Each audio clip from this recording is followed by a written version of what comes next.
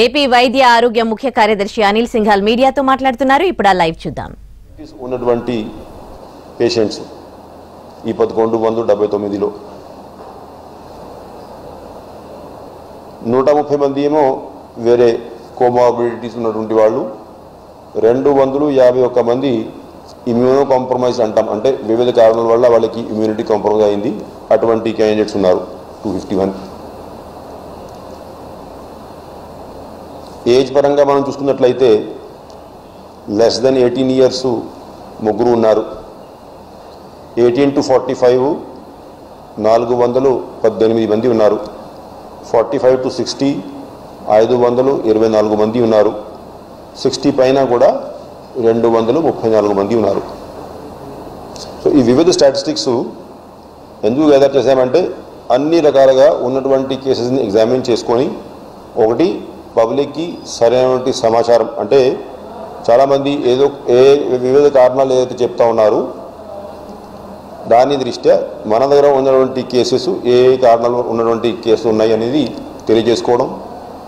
రెండోది ఈ డాక్టర్స్కి కూడా మేము ఉన్నటువంటి 17 గవర్నమెంట్ హాస్పిటల్స్ ఏదైతే మనం ట్రీట్మెంట్ కోసం పర్మిషన్ ఇచ్చామో అది కాకుండా కొన్ని ప్రైవేట్ హాస్పిటల్స్లో కూడా ఆరోగ్యశ్రీ కింద ఎంపానల్ అయిపోయి వాళ్ళు ట్రీట్మెంట్ ఇస్తూ ఉన్నారు.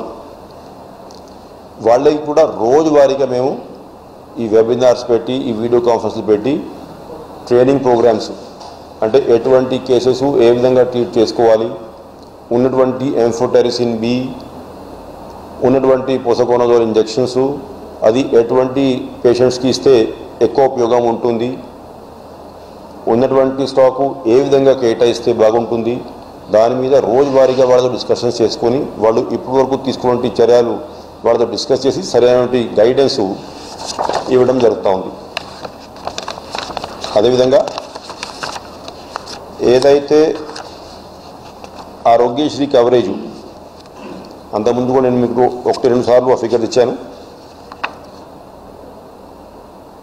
ప్రైవేట్ హాస్పిటల్స్ మనం చూస్తున్నట్లయితే ఇవాళ టోటల్ ప్రైవేట్ హాస్పిటల్స్లో నిన్న సాయంత్రం వరకు 14,924 మంది ట్రీట్మెంట్స్ తీసుకుంటూ ఉన్నారు. దాంట్లో 8,902 మంది ఆరోగ్యశ్రీ కింద ట్రీట్మెంట్ తీసుకున్నారు. అంటే మొత్తం కలిపి 59.65% ప్రైవేట్ హాస్పిటల్లో ఉన్నటువంటి పేషెంట్స్ టోటల్ పేషెంట్స్లో 59.65% ఆరోగ్యశ్రీ కింద కవర్ అయి ఉన్నారు, అంటే దాదాపు 60%.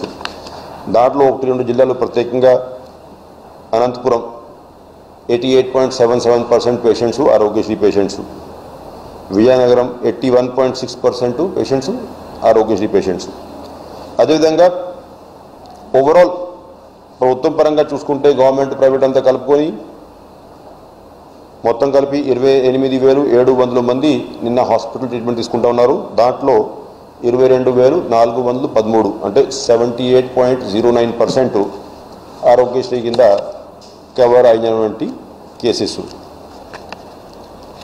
సో ఈ డీటెయిల్డ్ సమీక్షా సమావేశంలో ఈ గవర్నర్ ముఖ్యమంత్రి వారిలో తీసుకోవాలంటి డిసిషన్స్, ఇప్పుడు నేను కమిషనర్ ఆయుష్ వారిని ఈ ఆనందయ్య గారి వ్యవహారం, ఈ కృష్ణాపట్నం ఇష్యూని కొంత డీటెయిల్డ్గా ఎప్పటి వరకు జరిగిన డెవలప్మెంట్స్ ఏ విధంగా ఉన్నాయి అది మీ ద్వారా ప్రజలందరికీ తెలియజెప్పాల్సిందిగా రిక్వెస్ట్ చేస్తున్నాను.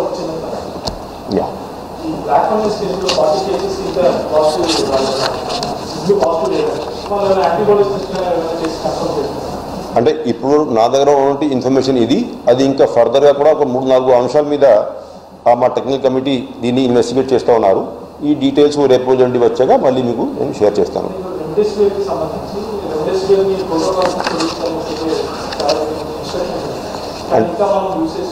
ఇప్పుడు ఎట్లా ఉందంటే యూసేజ్ అయితే అన్ని చోట్ల తగ్గిపోయింది.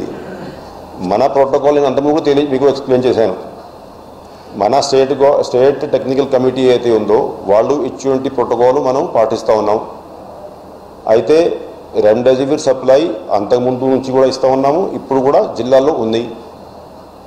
యూసేజు మామూలుగానే కేసులు తగ్గాయి, అది కాక గణనీయంగా గత ఒక 10 రోజుల నుంచి యూసేజ్ బాగా తగ్గిపోయింది. మీకు అంతకుముందు కూడా నేను డీటెయిల్ ఇచ్చాను. అయితే స్టేట్ టెక్నికల్ కమిటీ ఇచ్చేటువంటి సలహాల మేరకు ఏదైతే వాళ్ళు పెట్టిన ప్రోటోకాల్ ఉందో ఆ ప్రోటోకాల్లో కొంతమందికి ఇంకా అవసరం ఉన్న చోట ఉపయోగిస్తూ ఉన్నారు. బట్ అంతకుముందు మీద యూసేజ్ చూస్తే మనము ఒకే రోజులో 20,000 డోసేజ్ ప్రైవేట్ హాస్పిటల్స్లో 7-8,000 గవర్నమెంట్ హాస్పిటల్లో ఉపయోగించేటువంటి సందర్భాలు ఆ రోజు ఉండేవి. ఇవాళ హార్డ్లీ ఇన్ ఫ్యూ హండ్రెడ్స్ కూడా ఈ యూసేజ్ ఈ హాస్పిటల్ లేదనేది విషయం నేను తెలియజేస్తా ఉన్నాను.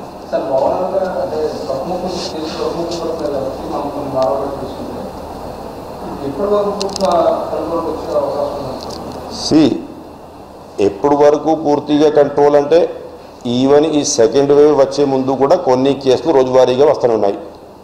ఇది ఏదో సెకండ్ వేవ్ ఏప్రిల్లో ప్రారంభమయ్యే సమయానికి అంతకుముందు 0 కేసెస్ స్థితికి అప్పుడు కూడా లేవు, దేశంలో ఏ రాజ్యం కూడా లేదు. అయితే ఓవరాల్ అందరికీ తెలిసిన విషయమే, పర్మనెంట్ కంట్రోల్ కావాలంటే చివరికి వ్యాక్సినేషన్ సొల్యూషను. ఈ వ్యాక్సినేషను మనకి ఏదైతే గవర్నమెంట్ ఆఫ్ ఇండియా అలోకేషన్ చేస్తూ ఉందో స్టాకు, దాన్ని బట్టి మనం వ్యాక్సినేషన్ చేస్తూ ఉన్నాం. కానీ ఒకటే ఉంది, అంతకుముందు కొన్ని పత్రికల్లో మనమే చదువుకున్నాం. అంటే ఈ ఆంధ్ర ప్రభుత్వము ఏదైతే నిర్ణయం తీసుకున్నారో ఉదయం 6 గంటల నుంచి 12 గంటల వరకు ఎకనామిక్ యాక్టివిటీస్ పూర్తిగా చేసుకోవచ్చు, 12 తర్వాత కర్ఫ్యూ పెడతాము, ఇది టోటల్ ఫెయిల్ అవుతున్నటువంటి ప్రపోజలు, ఇది సక్సెస్ అయ్యే ప్రసక్తే లేదు అనేది కొన్ని పత్రికల్లో వార్త వచ్చి ఉన్నాయి. అది అందరికీ కూడా తెలిసిన విషయమే. అయితే ఇవాళ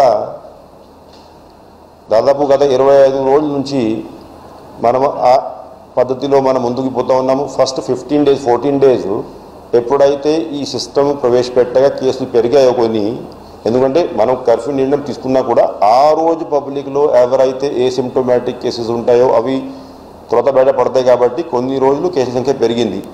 పెరిగేసరికి విమర్శలు మొదలుపెట్టారు. అయినా ఇప్పుడు క్లియర్గా అర్థమవుతూ ఉంది, ఎక్కడ కూడా బీద వాళ్ళకి ఇబ్బంది లేకుండా, వాళ్ళకి ఎటువంటి ఆదాయానికి ఇబ్బంది పెట్టకుండా స్మూత్గా ఒకవైపేమో ఎకనామిక్ యాక్టివిటీస్ కొనసాగుతున్నాయి, ఇంకొక వైపు కోవిడ్ కేసెస్ని కంట్రోల్ చేసే పరిస్థితికి మనం వచ్చాం. డిక్లైన్ అంటే ఇప్పుడు ఇవాళ సపోజింగ్ మనకి బాగా తక్కువ కేసులు వచ్చాయి, ఈ కేసులు ఇదే యాజ్ ఇట్ ఈస్గా ఇప్పుడు సడన్గా నిన్న దాదాపు 13,000 ఉండేది, 13,000 నుంచి ఇవాళ మనం దాదాపు 8,000కి వచ్చాం. ఇది 8,000 ఇప్పటికీ తగ్గిపోయిందా లేకపోతే రేపు మళ్ళీ 10-12,000 వచ్చే అవకాశం ఉందా అది చెప్పలేము, ఎందుకంటే మనమైతే వచ్చినట్లు రిపోర్ట్ చేస్తూ ఉన్నాం figures. So sudden decline maybe possible, may not be possible తెలియదు. బట్ ఓవరాల్ డిక్లైన్ అయితే ట్రెండ్ క్లియర్గా ఉంది. అదే ఆ డిక్లైనింగ్ ట్రెండ్ చూసే కానీ ఇంకా కొన్ని రోజులు మనం ఈ ఉన్నటువంటి కర్ఫ్యూ విధానము అమలు చేస్తే ఇంకా స్ట్రీమ్లైన్ అనే అవకాశం ఉంది. ఆ ఉద్దేశంతో 10 రోజులు మనం ఈ కర్ఫ్యూని పెంచుకున్నాం. కాబట్టి నోబడీ క్యాన్ విత్ సర్టన్టీ సే ఏ రాష్ట్రంలో ఎన్ని రోజులు కేసుల సంఖ్య టోటల్గా తగ్గిపోతుంది. బట్ ఓవరాల్ ఇంపాక్ట్ బాగుంది, ప్రజలు కూడా సహకరిస్తూ ఉన్నారు. అదే దిశలో మనం ముందుకు పోతుంటే డెఫినెట్లీ ఇంపాక్ట్ అయితే ఇంకా ఇదే డైరెక్షన్లో ఉంటుంది, అంత మాత్రం మనం కాన్ఫిడెంట్గా చెప్పగలం.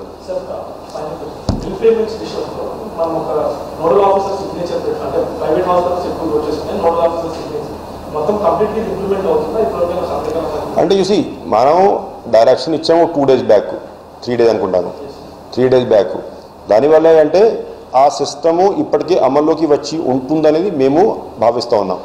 కానీ ఇవాళ సాయంత్రం మనం ఏదైతే కలెక్టర్తో సమీక్ష సమావేశం ఏర్పాటు చేసుకున్నాం దాంట్లో కరెక్ట్గా ఆ రోజు నుంచి జరిగినటువంటి బిల్ పేమెంట్స్ ఎన్ని జరిగాయి, ఏ విధంగా జరిగాయి, అన్నింటినీ ఈ నోడల్ ఆఫీసర్స్ సరిగా చూసారా లేదా దాని మీద ఈ కలెక్టర్స్తో కూడా సమీక్షా సమావేశం నిర్వహిస్తూ ఉన్నాం.